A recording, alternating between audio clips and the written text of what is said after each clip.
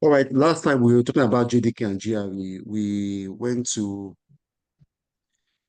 installation of Java where we came to, is it Oracle? I went to this oracle.com, sign into your oracle.com. You can see we have different packages here. You go to products, we can see we have Java, then start software, download Java. And we can see we have different packages. We have for Linux, Mac, and Windows. And when we download Java, I told you that Java will be downloaded on your C drive. Okay. Java will download on your C drive, and we go to your program files. You can see we have your Java packages, we have JDK and GRE. And that makes us to dive into the concept of JDK and GRE. And can someone tell me what is JDK? We talked about JDK and GRE. Difference between JDK and GRE. What is JDK? JDK is Java Development Kit, and GRE is Java Runtime Environment. Okay, so when you can see your two files here, when you download your two files, you can see in JDK, inside JDK, we see have GRE. Okay, so, and I said JDK, inside JDK, we have GRE, and inside GRE, we have what? What do you have again? Debugger and what? And compiler. Compiler. Yes. So inside the JDK, we have GRE, and we have some development tools. Some development tools. And what are those development tools? Comprised of debugger and compiler. And I told you what's the difference between this debugger and compiler. What are those differences? Debugger debugs the system, and the compiler starts with the coding. Yes, in compiler, we compile your complete code, okay, in a single go. It compiles your complete code.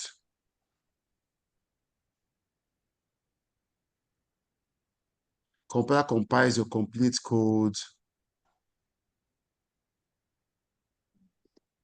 in a single go. I told you what compiler is. So this compiler this debugger is a part of compiler. What debugger does is that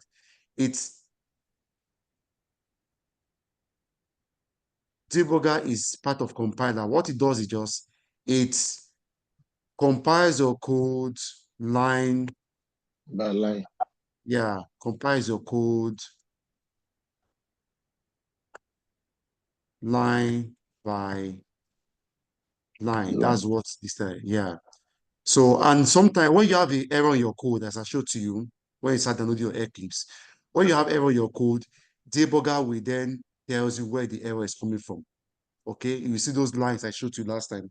You see some lines, you see that some error, you see some linings, like when I put public static void, you see some errors is coming from that particular thing. So if that error, you can't able to run your code at runtime, then you use debugger. When you start doing your entry into the main practical aspect of it, you use debugger. It will debug your code line by line. It tells you where the errors is coming from. So those are those necessary components that JDK has. When you download JDK on your system, you have these two essential components, the GRE, okay? You have the GRE, and you also have the development tools, which comprises the compiler and debugger. Compiler compiles your code. You know, compiler does check the syntax of your code if it's as per the syntax and grammar of Java. Okay, and then compiler will compile this from high level language to machine, which is the bytecode. Okay, so this compiler, debugger also is a part of compiler. So don't get it twisted. It's also part of compiler. What it does is it compiles your code line by line. Okay, so, and I also explain to you what are these what is GRE? What is inside GRE? Okay, what is inside GRE? GRE has, inside GRE, we have JVM.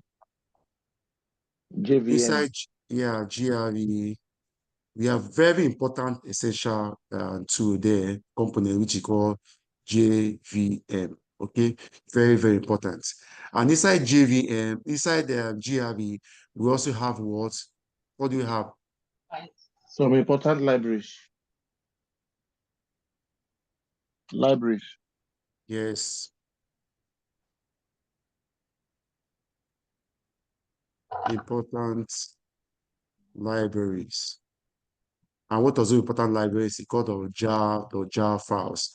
Java Jar file. files.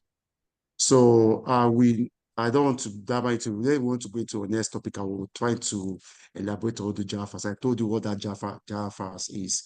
Like every like we talk about Selenium. Yes, from Java has different couple of classes. Okay, I don't want to go into these classes comes with different Java file that is predefined. It's already inbuilt already. So you don't need to build, you don't need to create them.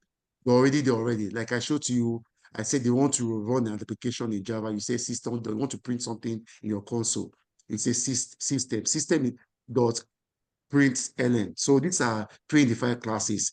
And how do you get those pre-defined classes? You don't need to create them. It's already in there. All right. So you just call them.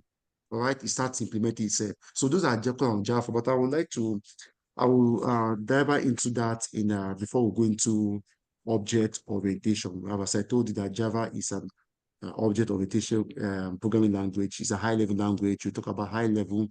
We also talk about platform independence, and we're going to object orientation. Before we go to objects, we talk about these predefined classes. So GRE, the duty to run any application, any code in Java is of GRE. And inside GRE, you have JVM, very, very important. Java Virtual Machine. We create a visual machine, able to run your code and see it visually. So they also have some important libraries, which are nothing but the Java files. That's what we have. So in summary, before ending, in summary, I told you that we covered these slides. Let me show these slides. What we have in this slide.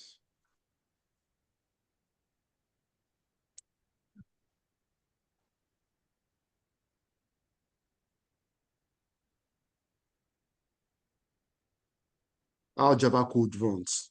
Okay. How this Java code runs. I told you that when you run your code, you run your code. Yes. Please, can I just say quickly? Chi, Yeah. I thought you said you send me your notes. Oh, Yes, not, I would say. not No, me. Chi, not you. No. It's not me that said that. It's Nikkei. Oh, is the No. what? It's Nikkei. Oh, Okay, Because please. Okay, I will. Thank you so much. Okay, well, I'll get in touch. I sent some notes yesterday. I sent some notes. I also send this slide if you want to. I will send this slide too. Okay, But no I have problem. some notes I sent for Cartesian. Okay, that one. Yeah, Yes, that's a very elaborated I will note. private chat you on that one. I wanted to talk to you about that one, sir. Continue. Thank you. So that by it, I told you how Java code runs. I told you in summary how this code runs is that how Java code works. We have to write the code. Okay, we write the code in whenever we write the code, that code will be in the Java file. Okay, so then we have to compile the code. So when we compile the code using compiler, the compiler will convert the Java files into the class files. It will not convert the Java file into the class. It will create one new class file. The class file will contains this, what you see on the screen, what you call bytecode. That Docker file contains bytecode. And when we run the code, we will never execute the class file. We don't execute the Java file. We never execute the Java file. We always execute the class file, okay? And when we execute the class file, JVM will come into the picture, and with the help of the interpreter, it will first convert the bytecode into machine code, understandable by the machine, and it will execute then it will be executed by the processor. And finally, we get the output. That's how it was. It works in the real time, the backend. So Java has three processes: to write the code, to compile the code, and execute the code. So these are what happens. When you are writing your code, you are writing your code in source file, okay? It's Java file. Any extension you have to do Java, okay? So the compiler comes into the picture, and you have one particular file. When you compile the code, you have this class file. This .java file extension is that when you're writing your code, this .java file is not executable. So it will create another file, which we call the class file. The class file is executable file. So if I sit on your interview panel, don't say Java file is executable. No, the class file is executable. When compiler comes in, it converts it into one file, which is the class file. That the class file is executable. Okay, then the JVM comes into the picture and convert it into this. The duty of the JVM is to execute the class file. Okay, then with the help of interpreter, it gives you the output.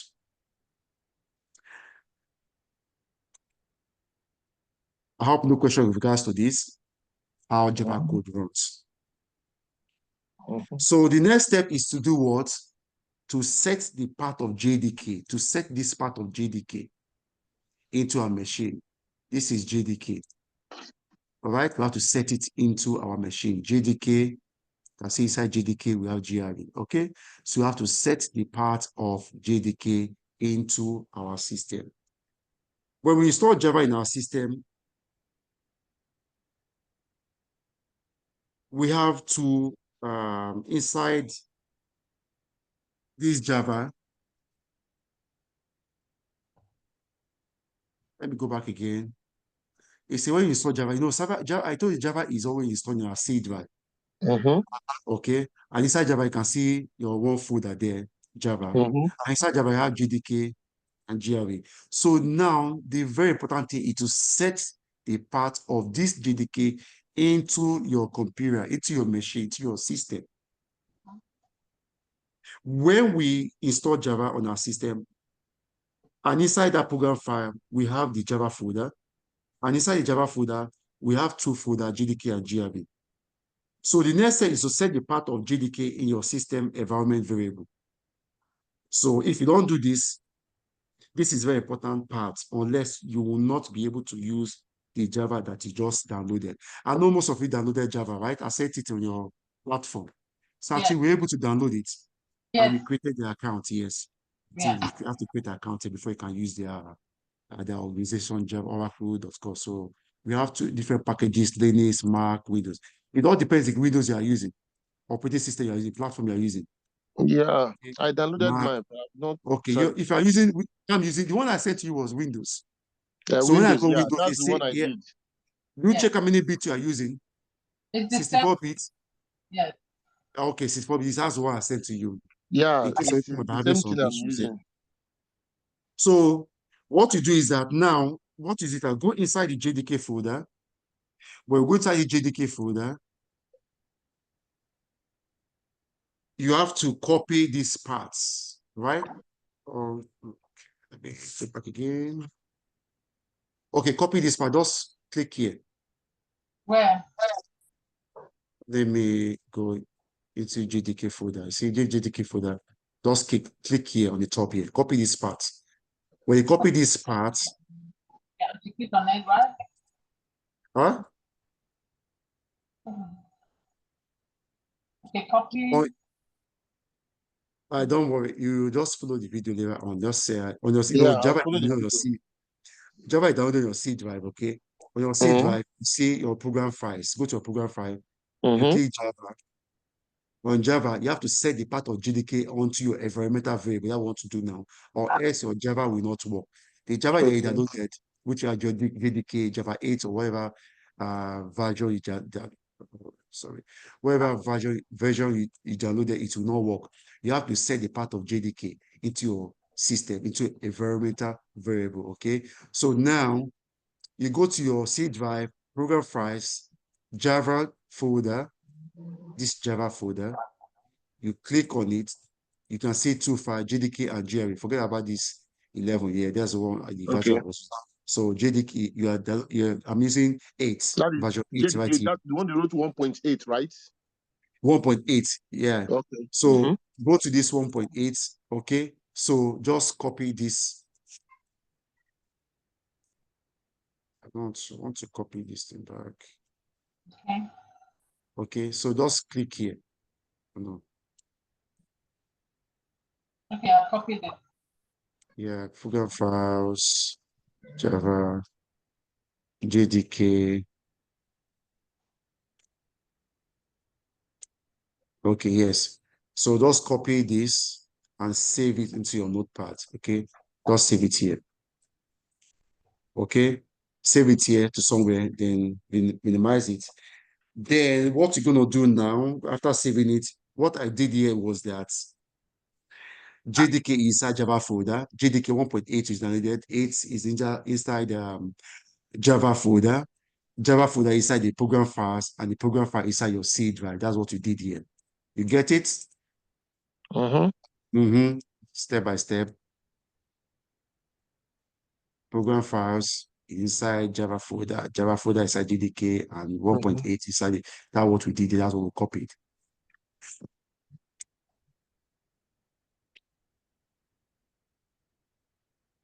One 1.8. Then what do we copy? So you save it in your notepad, and that is it. So now the next step is to do what? Go to my computer. Go to my computer. Let me see. Let me go back to my folder again. Go to my computer. If I click on your computer, go to properties.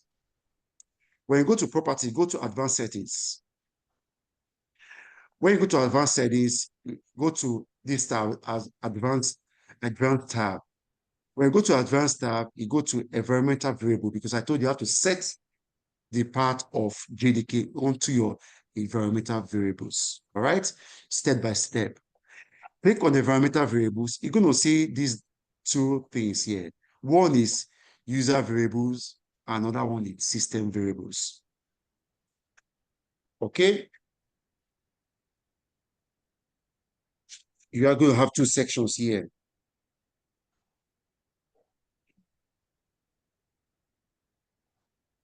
User variables, and the what, and the next is what? System environmental variables, system variables, sorry. So we have to set the Java parts, okay? We have to set the Java part inside the word system variable. Reason why I will let you know, all right? You have to set it onto the system variables, not in these user variables. I will tell you why, okay? Or you can research on that. That's going to be your assignment, but let me see if I have time, all right? So inside this system variable, click on this new button, okay? You click on this new button. You will see two labels here. You can see variable name. You will see variable what? What is here? It's too tiny. What do you see here? This dialog here. Variable name. Variable value. Variable name and variable value. Okay. So on the variable name, you have to write something like this. You write all in capitals. Java _ home. All capital letters. Between this Java, you have to write _. This is what Java developers or Java people has recommended us to do. Okay, as recommended for us. Okay, otherwise your Java will not work. In between Java, you write Java _ home. All right. Then On the variable value here, beneath here, that path you have copied, right here, this part you have copied, you copy this part you have copied here, then you paste it over here.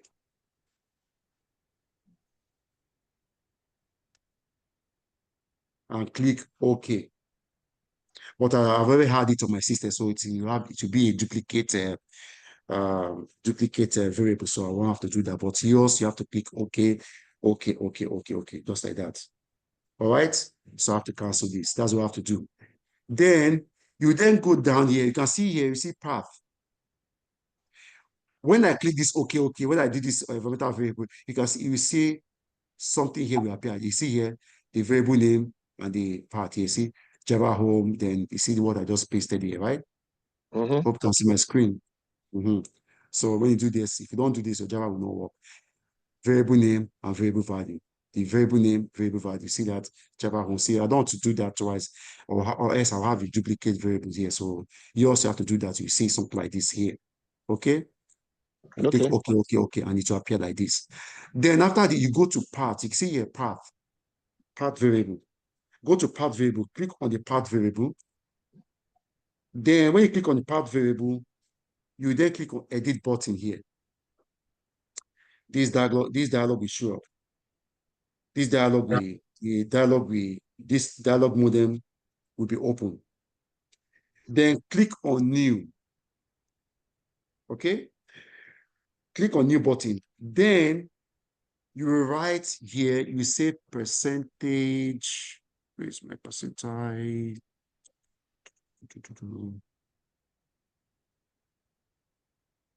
Let's check my keyboard everywhere. Okay. Yeah, put percentile.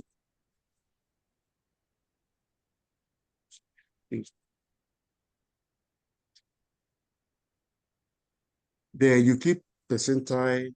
Then let's see if I have it here, so I will not have duplicates.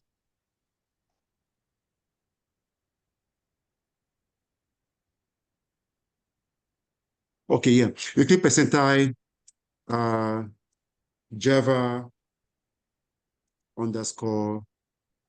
Cool. Yeah, I want to see if it can be capitals. Hold on. Yeah, Java underscore home. Then it's my key.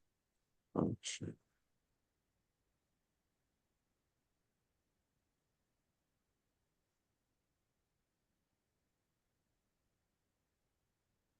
Percentile Java underscore home percentile, then backslash bin. Okay, because this folder, Java folder, JDK folder is inside the bin folder. Okay, so you have to say underscore bin. Okay, backslash bin. Basically, the variable that we have created with the name Java underscore home, that variable you have to do inside the path, this path variable. Okay, so don't worry while we are doing this. In your company, if your admin were able to, the admin will do it for you, or if you have access to your C drive, because some organizations don't give access to C drive, but if you have access to C drive, your admin will do all those things for you. So you click OK, OK, OK, OK, and then your Java is good to go. We have to do something for us to confirm. So do you all get it? This is new. Okay, no, sorry. Where is the new? Where did you get the new? Let me see. No. Let me delete it again. Go to. Okay, new is up. Okay. Yes, new is okay, up. because I enlarge it. Okay. Yeah. Okay. Percentile Java underscore home / percentile backslash bin. That's like being, yeah. Already have it Yeah. already, so I don't want to configure that one here. I'm using Java 11. Okay. They say my own is Java 11. You can see here, right here. So in case you want to install this, yours is Java 8, which is stable too. You have up to Java 22. 22, yeah. So it depends on what you want to. So I use this 8 so I can able to explain to elaborate to you what a platform independent of Java is all about. So can use, because right now I think the if you download Java 11, you will see Java is already in the 2011, 21 out there. So there's no point of if you can Google, you can be search on it. Why JRE is not included in.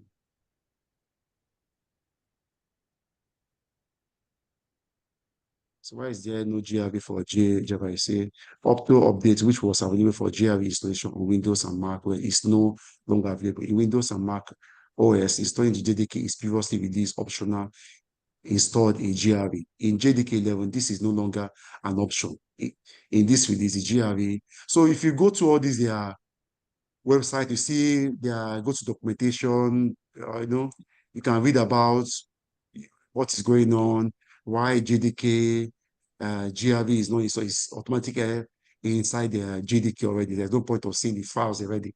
So I use this Java 8 to illustrate why Java become platform independent. Okay, so that's how I used to use this JDK so you can able to understand the platformity of Java. So as we are diving into more about it. So do you get how to install your Java? I will have You follow installed you follow it step by step. or maybe when I watch the video again, I can practice it and Yes, see. it's just straightforward. Mm. Maybe once you done, once you send us the video, I can watch it and check it. Yes. So why? My question is why I said you should install your Java on what? You should install your Java in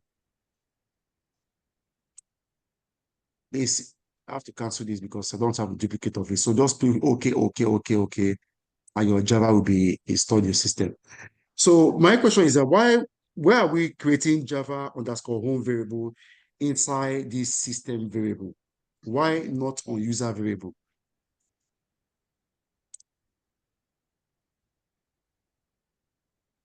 Why am I creating this Java underscore home inside the system variable? Why not on user variable? Anyone? I don't want to tell you why. I don't have an idea. So, do you have any idea? No. So the reason is that it is possible that on the same system, when you say PC in your company or something like that, okay, when it says PC, multiple users can log into the system.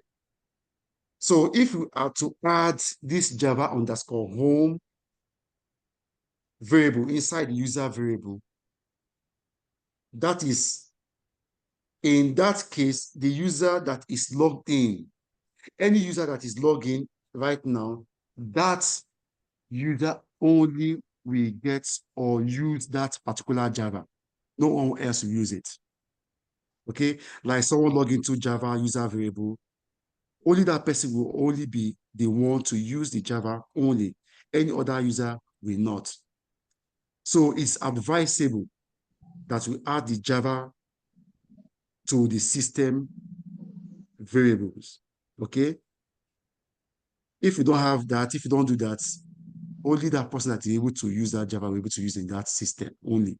So that's why you put it. Java people make it mandatory that you put your Java in your So if you put it on the user value, it will be for only you everybody, can able right? to. Yes, only you can able to use it. Anybody in your company, nobody will be able to use that Java. So that's Okay. the make it to be on your system variable, so that everybody can able to use that same Java.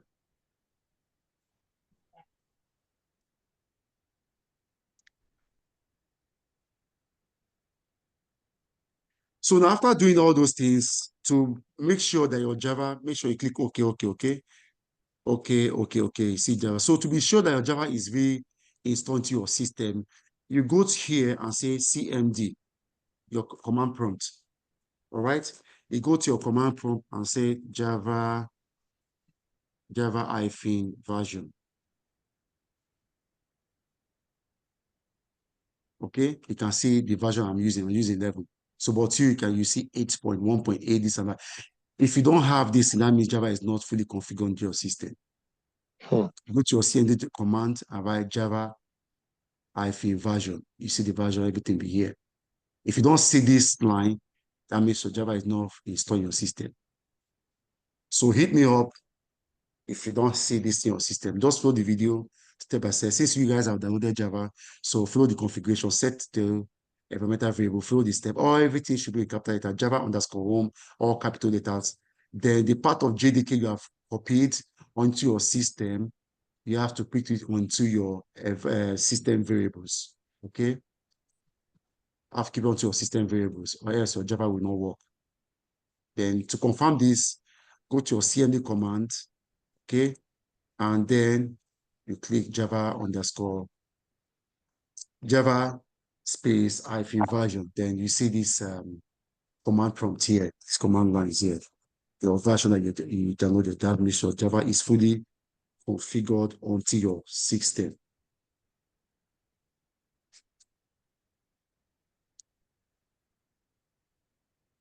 Any question?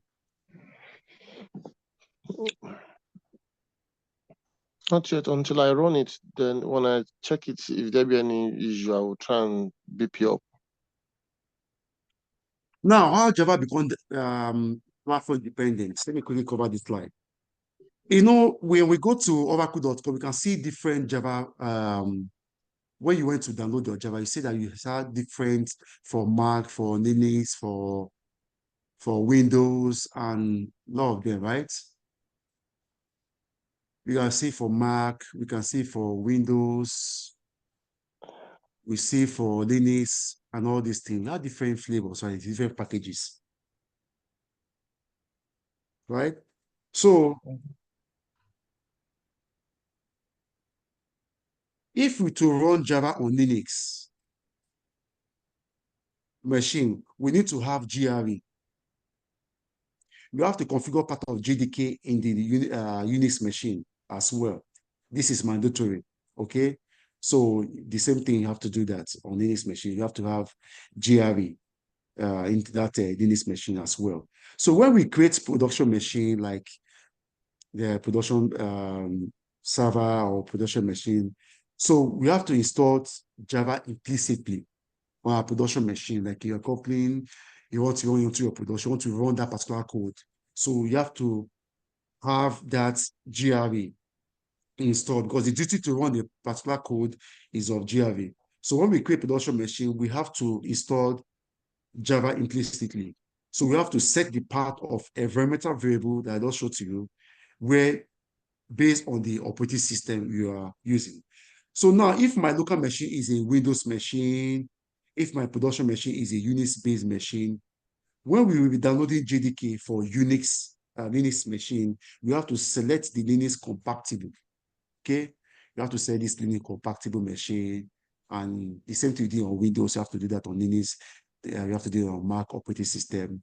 But I know most of you are using the Windows machine, so you can say that this have to set the part of JDK in that that operating system you're using. So the reason we have, why is it that we have differences? We say, what is Java? Consultant, what is Java? In our demo class, for first intro, what did I say Java is? Check.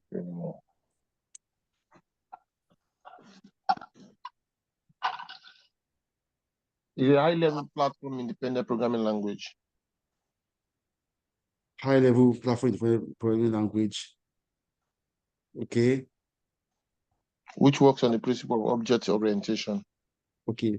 Now, that went to the platformity of Java. So why do we have, since we said it's an independent Java is high-level programming language, okay? I would say that it's independent, right? Okay, why do we, since Java is independent programming language, why do we see how different flavors here? Why do you see how different packages for every Java packages? Why do we have these flavors? For Macs, we have different, Windows, we have different flavors. Mac, we have different, all these different packages. Why do we have these different packages for different operating systems? Why do we have that? Since it's an independent, why do we have different packages?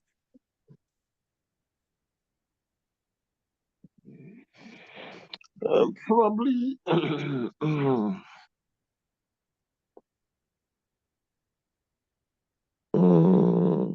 Since we I just want to give it a try. Since we save, if we say like hello.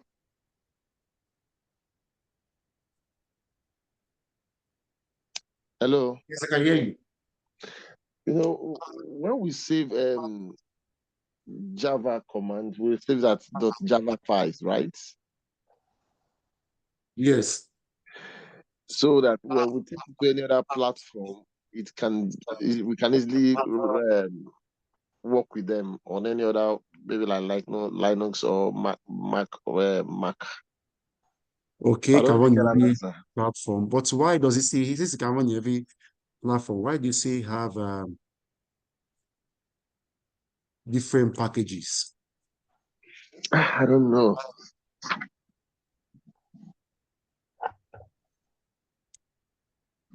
Maybe because other people can use other package like different system than other some other people. So maybe that's why they have different packages. You might have this and you will not have this other one.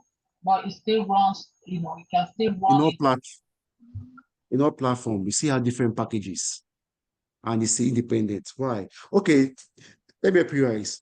The reason we have different packages for different operating system, OS, Windows, and Linux, the reason we have different packages for different operating systems, because if we say that Java is a platform independent, why do we have these different packages? Reason being that although Java is platform independent, but JVM, okay, this JVM we have here, this JVM is platform dependent. JVM is platform dependent. Why?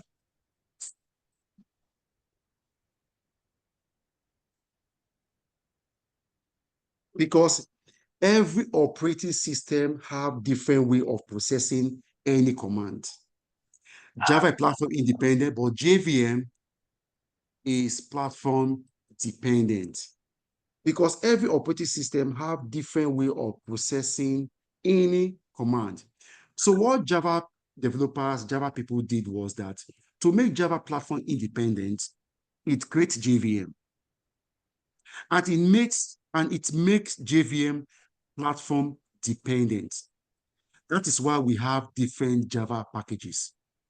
For example, if we have, you see, when we downloaded the Windows 64-bit, right, on JDK, so, okay, on our machine, that JVM will be installed on Windows compatible.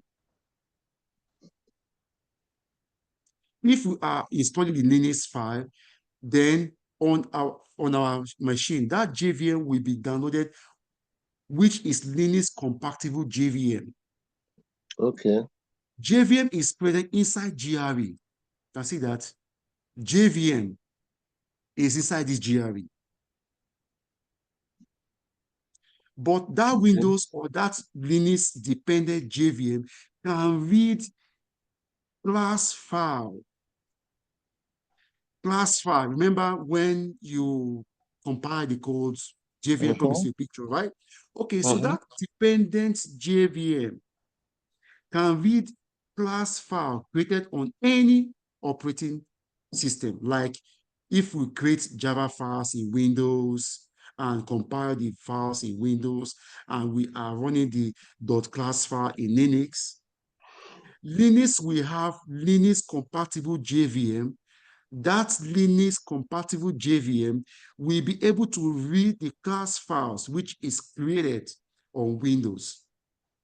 And that JVM will be converted, that those created .class file to Linux compatible machine code. This is how Java became what? Platform independent. Using JVM, because JVM makes Java a platform independent. But that platform dependent JVM can read class files created in any operating system. That is the potential work of this JVM. And that makes Java a platform independent. Because irrespective of the JVM installed on your machine, on your system, that JVM can read the class files created on any OS, operating system. All right? Okay. That's how Java become a platform independent, because of the potential of JVM.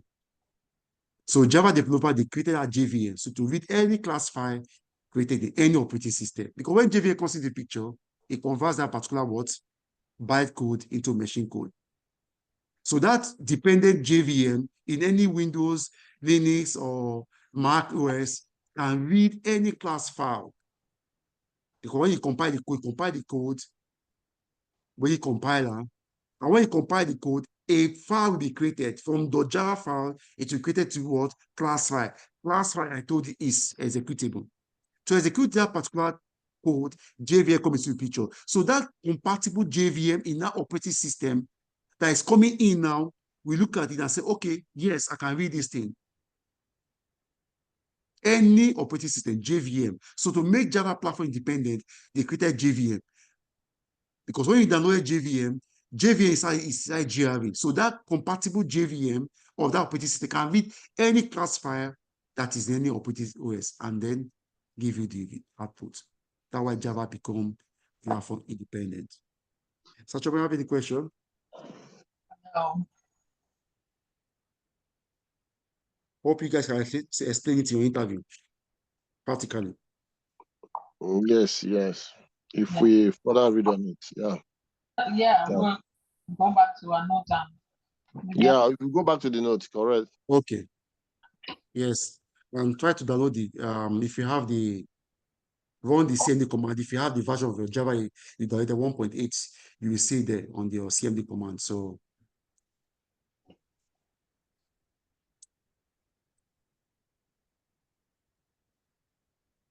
that slide has been covered. We know platform dependent on JVM using why Java becomes platform dependent. And Can that same explanation you gave now, is this the same thing that relates to write once, run anywhere principle? anywhere principle, that is it. That's what makes it platform dependent. Okay. Write anywhere,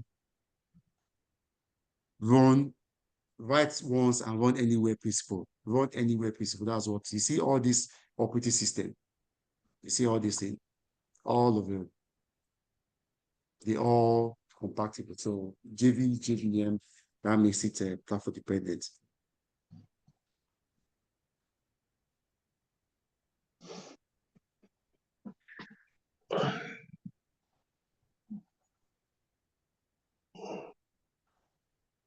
Now Java files now. And I got to know that we have two files in Java. Let me quickly explain this to you. How Java, understand how Java becomes platform dependent. If I have something like this, we have two files in Java.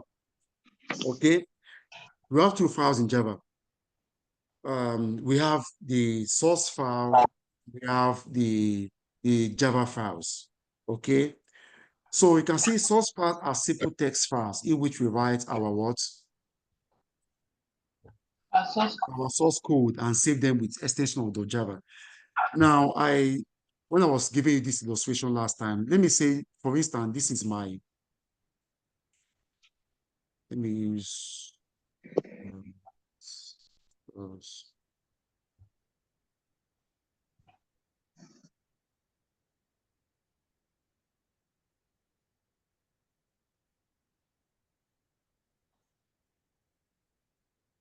when I write something like public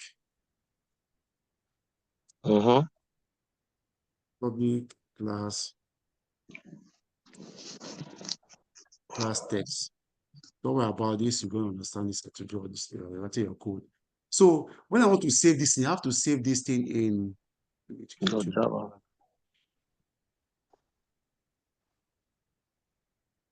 Okay.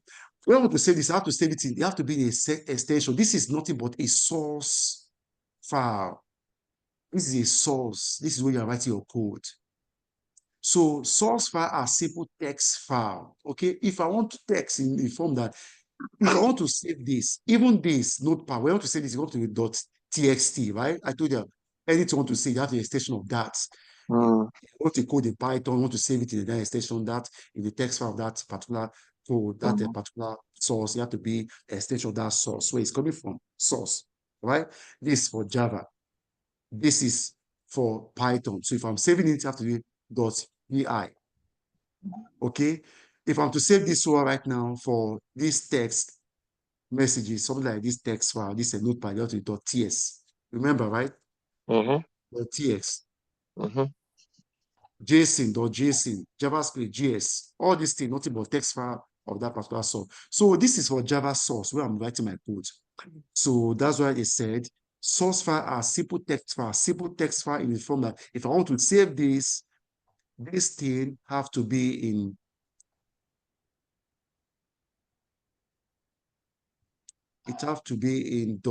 .java. This is source code, JavaScript. It has to be in .java. Maybe I want to save maybe batch. Maybe this I want to save that this is text. Test.java. You have to be test. So that's what I mean by source code. You have to be an extension of that particular thing you want to save. So that's what I say source code. This is your source. If you want to save this thing, it has to be .java.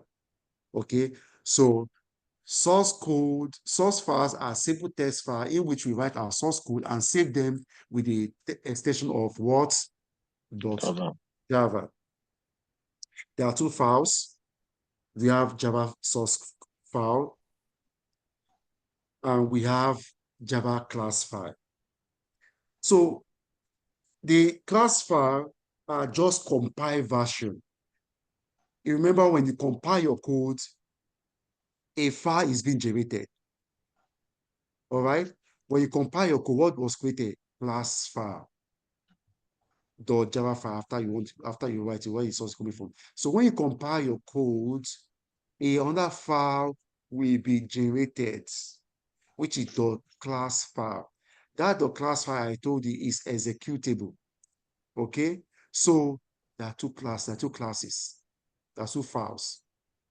One, Java source file, two, class file. When you compile this code now, your other file will be created, that the class file. That class file is executable. Okay, class files are just compiled version of source file, which is generated by compiler and having the class as an extension. So when you compile this code, you will not get .class Java file again. You will get .class file because it has been compiled already by compiler. So that's why when you see this thing, it compiles of bytecodes. You see that? Yeah, compiled of bytecode. So when you compile it, on that file, with that .class file, when you write your code, you save your code .java file. When you compile it, on that file will be generated, which is called what? .class file. Okay, so those are two source files that is being generated. So what happened is here, we first create .class file, all right? We first create .java file where we write the code. And once we compile the code, we get .class file. But we have to make sure that whatever file we have with .java will be with .java extension. All those are called source file, as you see here. All right. Anything you write here, when you want to save it, it should be .java file. Those are where your source is coming from. You are writing your things. We write our source code and save them with .java. Okay. So you should never call .java file as class file. .java file is the source where you are writing the code. So once you compile this .java file using source file, we will get the .class file. And the file which have extension .class, we should call .class file. Hope you are getting it. So in Java, .class file is executable. I repeat, .class file, we're doing it theoretically right now. So I want you to understand it very well. So when you start doing it practically, you know what you are doing. You get it more logical. So I want you to understand it in theoretically right now. Okay. So the .java file is not the .class file is executable, but this .java file is not executable. You don't execute the .java file, you execute the .class file, because remember JVM comes to a picture and convert this. You see that this is in form of what? You see that bytecode. So this is not readable by a machine. It's not even readable by a human. When you compile the code, you get this file. Right? So that's what I want to cover on this file, on this slide here. Java source file. You have two files in Java. You have the source file and the class file. You know that the source file is where you write your code. And you have, when you compile it, when you save it, you have to save it in .java. Then JVM comes in the picture. Remember, when you compile this thing, you have another file when you compile it. When you compile it, you then, what does compiler does? It compiles it, it checks the syntax if it's as per grammar and syntax as the programmer should be. Then it converts it from high level language to what? To bytecode. Right. That's what compiler does. So that bytecode is that what you see in the class files. We have this file again, which is executable by the machine, by JVM. JVM will then come into the picture and happens. Right? Yes. Okay. Now, lastly, my question is that why do we need Java in this Selenium as automation engineer? Why are we doing this? Why do we need Java? Why do we need Java? Why are you studying Java?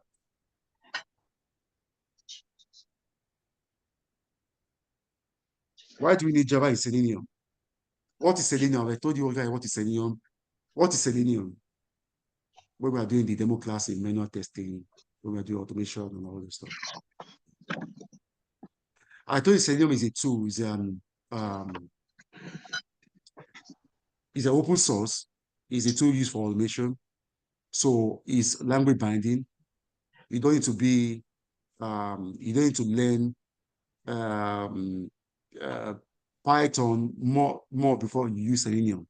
Selenium is language binding. You can use Selenium to automate with Python, binding with Python. You can use Selenium with C#, with Ruby, with Scala, all these high-level languages. Selenium is language binding, understand all those, you can automate with it. So why you need Java for you to be an automation engineer, for you to automate this particular code. Because you see, all these things we are seeing on our websites, oracle.com, chasebank.com, or Zoom, Facebook, okay?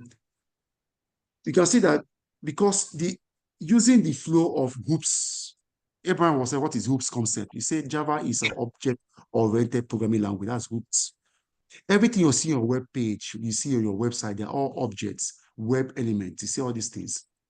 You can inspect it. You can see everything here, how it's made at backend. But you go understand that all these are source coming from all the backend. All right. So everything in to control why using Java in Selenium is that using the flow of the hooks concept, we can control the flow of the test cases. Maybe you have the test case is how to user able to log into this particular application and all those stuff. So because Selenium is just a tool, I told you it's an automation tool that handles the web application, not these webs. It handles all these web application. So like if you want to click on any button here, I click on the JDK21, you see all this thing. I want to inspect this element. I want to inspect the whole source where this is coming from. You can see everything that was written here. I inspect all everything here.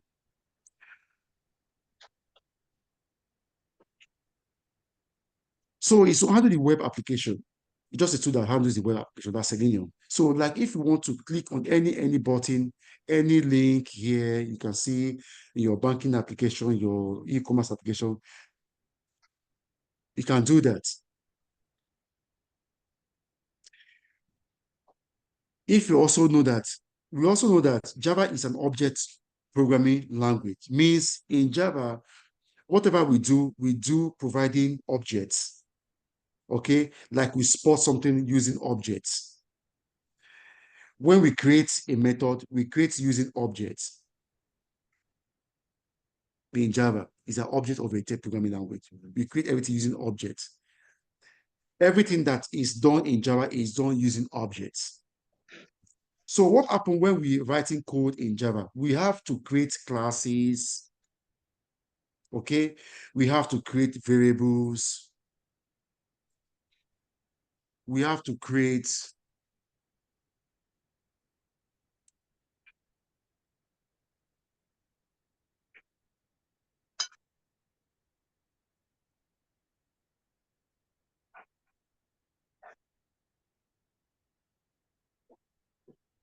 anything we do in Java, we have to do it using object. Object in the sense that when we are writing code in Java, we have to create in Java, when you're writing code in Java, first you can see that we have to create what they call it, we have to create classes. We have to create variables in Java. We have to create methods in Java. We have to create files.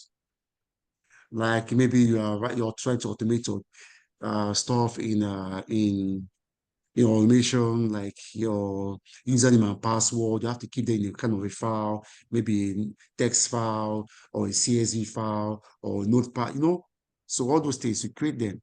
You have to create, all these are objects. You have to create files in Java, okay? You have to create local variables.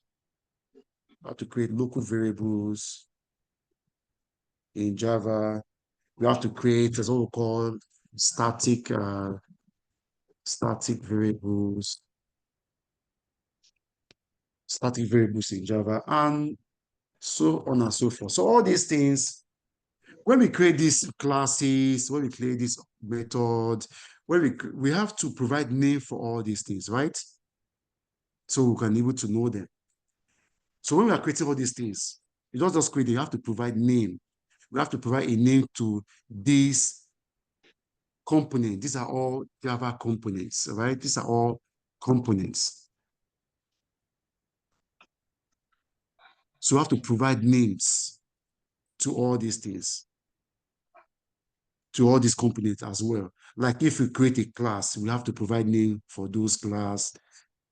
for those classes or class. If you create variables, you have to provide name to those variables. We have to provide name to those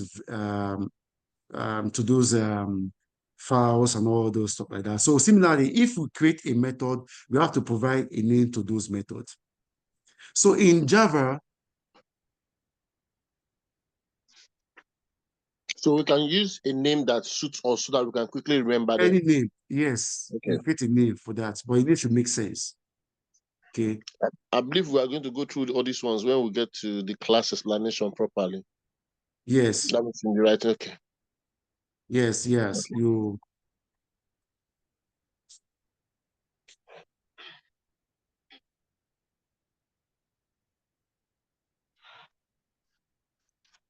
So those classes, those methods, the variables, interface, and constant, etc., and their files. All those things are nothing but we call Java components. And when you are creating all those things, the object is Java is an object-oriented programming language. So you have to create all these classes, variables, method, and all those stuff like that. Like this one I showed to you right here. Public class. This is nothing but a Java component class. So what is the name of this class? Text class. All right. So this is the name of this class. In Java, the components, the name come after that component. Okay. Class, public class, text class. This is the name of that class. This is the name of that Java component. Okay. So these Java components, you have to provide name for those Java components. The name you use to identify those Java components. And what are those names? Any name you can give. And what are those Java components? Classes, methods, and all those, you create those things. Which means the name that you provide to your variables, the name that you provide to your classes, the name that you provide to your methods. You're able to understand what method is, but I also want to understand these are Java components, and there must be name that you use to identify them. That name is known as what? Identifiers in Java.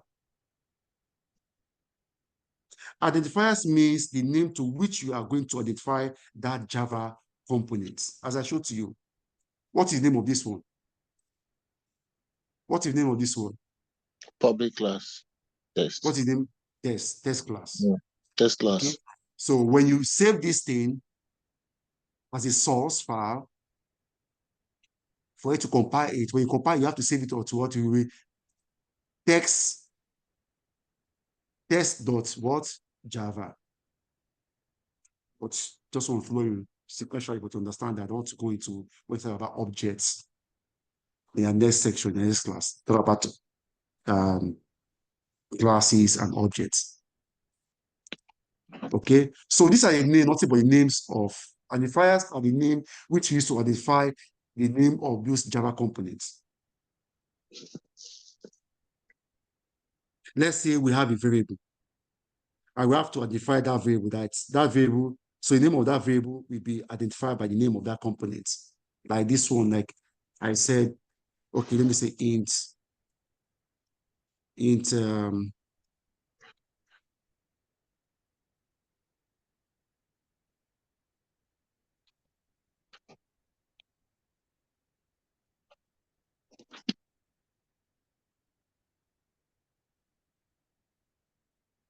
name equals to 10. So what is name of this? What is name of this variable now? This is the name of this variable is name. Okay, I created this is a variable. Well, I don't want to go into much about detail about that, but this is a variable. As I explained to you, this is an integer. Okay, the type is the type of this. Is the type, yeah. Type of this contains this have to contain this particular variable. So this is a variable. Create a variable here. So int name. So this name is used to identify this particular variable name. So identifiers are nothing but the name to which to identify that particular Java component. So let's say we have a variable and we have to identify that variable. So the name of that variable will be the identifier by the name of that component. All right. Let's say you have a friend. Okay. I have a friend. How do you identify your friend? Through his name, right? So how do you identify your friend's home? Maybe you want to go to your friend's home. Using what? The name of the address. They have an address. All right. So similarly, how we are going to identify Java components in Java by the name of the components, by the name of those components.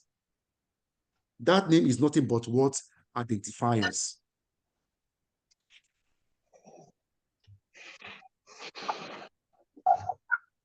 Any question? I hope you are following.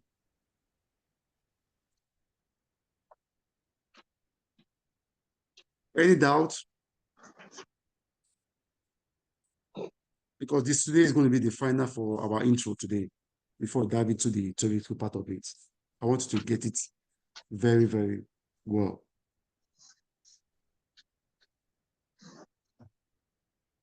Identifiers are the names used to identify those Java components. This is, if I say public class text, text is the name which I used to identify this component. These are all Java components. Java components are nothing but those variables class, because Java is an object-oriented programming language. So you as an automation engineer, what you do in the various web pages, because you have to click on these are nothing but web elements. These are objects, so you have to create classes, you have to create variables, you have to create interfaces. You got to know about this, but what you need to know, there's a name you used to know to identify what are these classes I'm creating. Those are nothing but what? Identifiers. All right? Identifiers as those things you used to identify your Java component. And this brought us to a very, very important slide of today's class before we end the class. Okay, so rules for naming identifiers. What are the next slide? What this next slide is saying is that we have some rules to provide the name for this identifier. What are those rules? You can't just provide any name just like that. You have to follow some rules. What are those rules to provide the name? You cannot provide any name to this identifier. There are certain rules you have to follow. So this slide is the most important of today's class. Okay, number one, you can see that Java reserved keywords. What are reserved keywords? Java reserved keywords cannot be used as an identifier like public. You can say this. Public, we have static, void, main, string, s, all those. So public, static, void, main, all those are predefined. Reserved keywords. Java reserved keywords cannot be used as an identifier like public, static, like this one is a reserved key. I can't use it. If I say public class public, it will give a compilation error. So these are rules you need to follow to name your Java components, and rules have to be strictly followed. It's not recommended, it's mandatory. You can't use this as a reserved keyword. And the rules, number of them. If I ask you, what are reserved? What do you mean by reserved key? What are reserved keywords?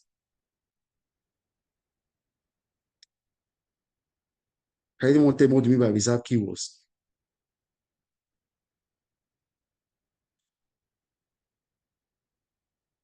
Something that can I just try?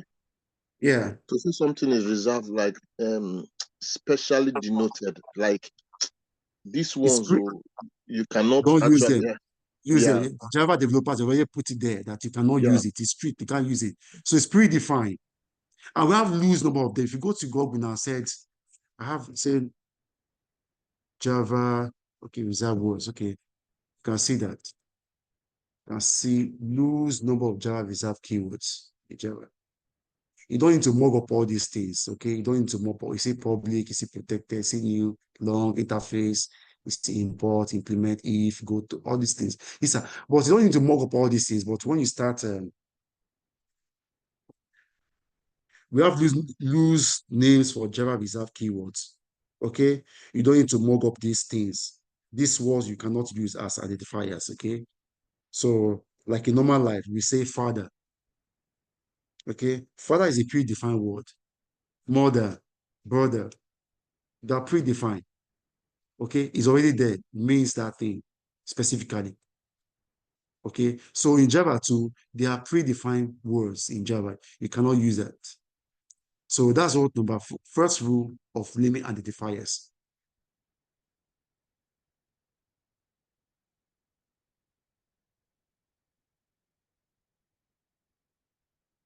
And another thing that I didn't put in this slide is that all the reserved keywords in Java begins with a small letters.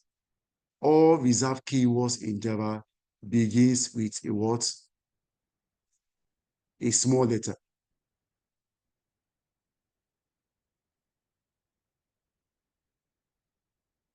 You can say that all reserved keywords in Java begins with what? A small letter.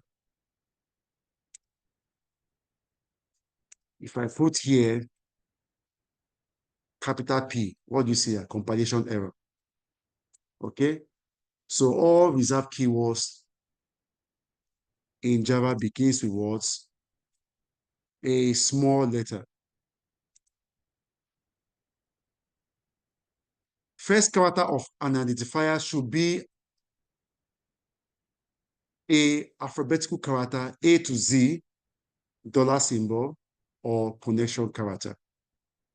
That's on the second rule in naming identifiers.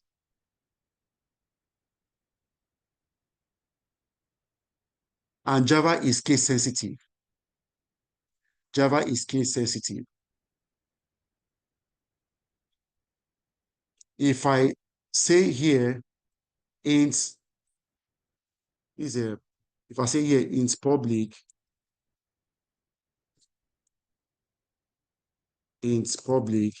equals to 10. In public equals to 10. This is wrong. This is wrong. Int, sorry, small letter me, sorry.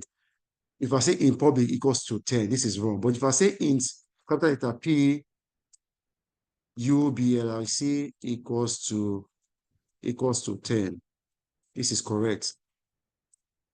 Java is case sensitive.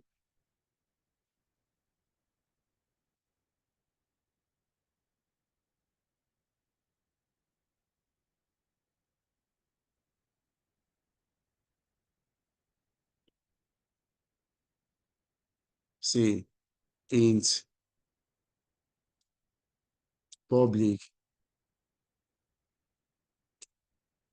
int public equals to 10. You can see I'm having compilation error.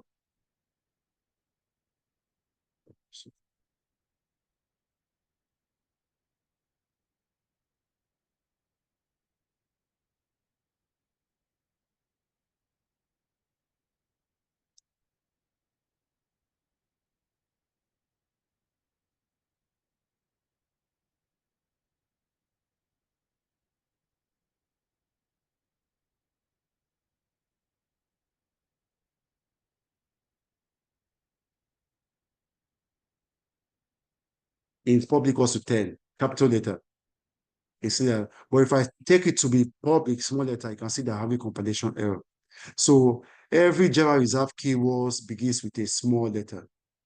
Every Java reserved keyword begins with a small letter. I say public static. So you cannot use this reserved keyword in Java. There are loose number of them, as I told you, but you don't need to mock up all these things. But once you start doing your Java, you start understanding all these things. You can't use this. There are loose number of them. Number 3 point is that, and again, any number or special character, you said number 6, sorry, let me go back to 2. First character of any First character of an identifier should be a alphabetical character A to Z, dollar symbol, or connection character is permitted. Any number or special character is not permitted. Number 3 is after this character, other characters can be combination of what? Dollar symbol, underscore, A to Z, and numeric number 0 to 9. Special characters are not permitted at any case. This is not recommended. This is rules, and rules are to be strictly followed. Okay.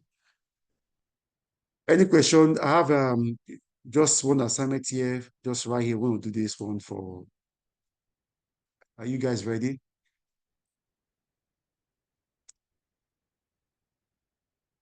Now tell me.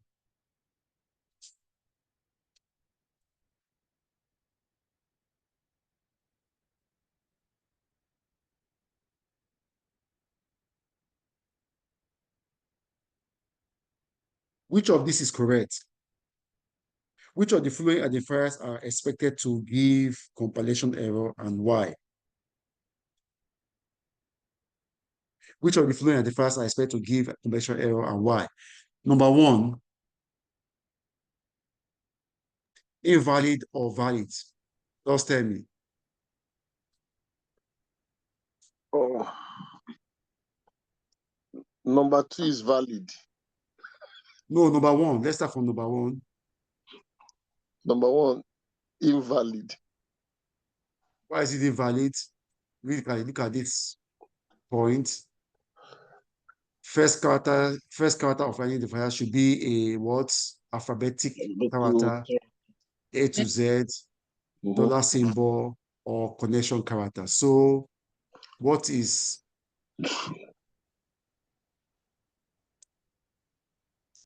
number 1? Valid or invalid? It is invalid. Remember, first character of an identifier should be a what? Alphabetic character, A to Z, dollar symbol, connection character.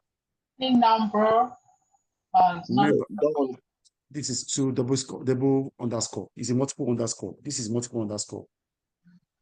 Okay. So first character should be what? First character should be alphabet. First character can be what? First character of an identifier should be what? Connection character, right? So this is a connection character. Okay, and yeah, so what the third identifiers rule said? After first character, other character can be what? Combination of what? Dollar and or same. And this is we have an underscore here too. So it's what? It's valid. It's valid. Okay, number 2. Valid or invalid? Valid. So is it valid or invalid? Nike, valid or invalid? Valid. What did it say? Number 2, what is number 2 fall into? It said after this character, other character can be a combination of what? Dollar.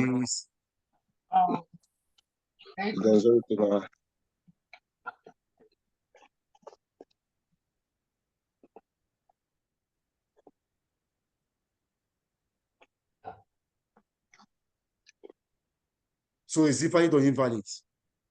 Valid.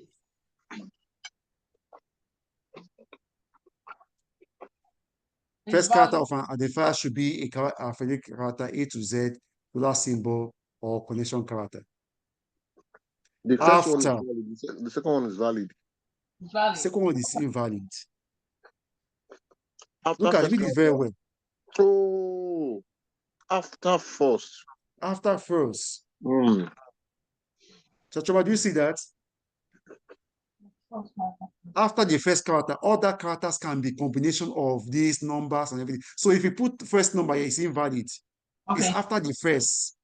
Okay? It's after this first, you can then add these numbers. So this is going to be invalid. Okay. It's invalid. So number 3, valid or invalid? Read it. Number 3, valid or invalid. You can see what does it for? What does the rule fall? Number 3 fall into which rule here? It's the number 2. Yeah, number 3, A to Z. Alphabets, capital letters. Because the alphabet character should be A to Z and small letters. Yeah. So it's valid. It's invalid.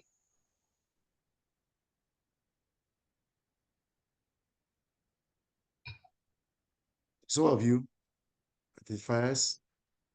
First character of any identifier should be a alphabetical character, A to Z, dollar symbol, and what? Or connection character.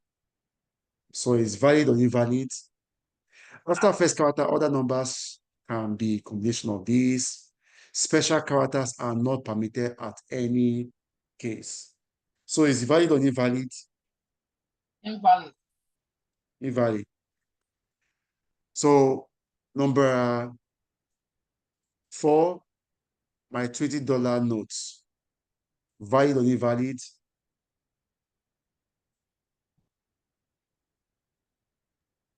Invalid.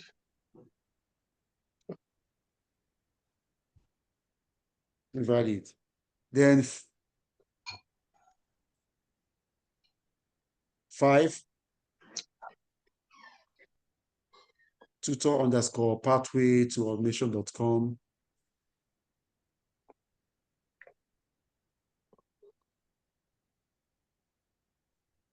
Tutor_pathway. Invalid. Invalid. Invalid. Why? Because of this dot. There's a dot here. Then number 6. Is it dash or just a straight dash? So I will know whether it's a connection. No, it's a straight.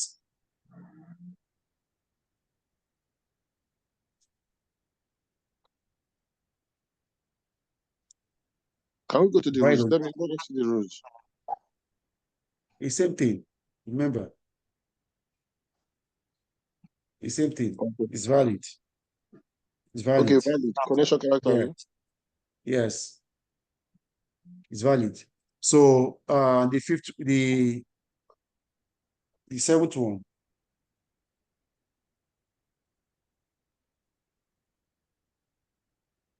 Valid. Black, It's brown. valid. Yes. Yeah, Yes, valid. So these are rules, and rules has to be strictly followed. Okay. So Java result keyword cannot be used as a identifier, public static void. You can see that first character of an identifier should be a alphabetic character, A to Z, dollar symbol, or connection character. Any character, any number or special character is not permitted. After this, other characters can be combination of $_ A to Z, 0 to 9. So special character are not permitted at any case.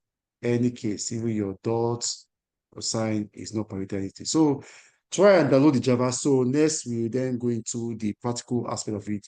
You then understand the classes and the objects, creating of objects, and can see the bytecode, and the see how to create those bytecodes. All right. Okay. So go ahead today.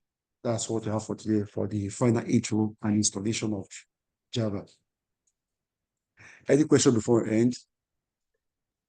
No question. Maybe when I go through it, you'll send us the video of the class so that we can go through it again. Yeah. Okay. Thank you, bro. All right. Thank you. Thank you, Stanley. Thank you so much.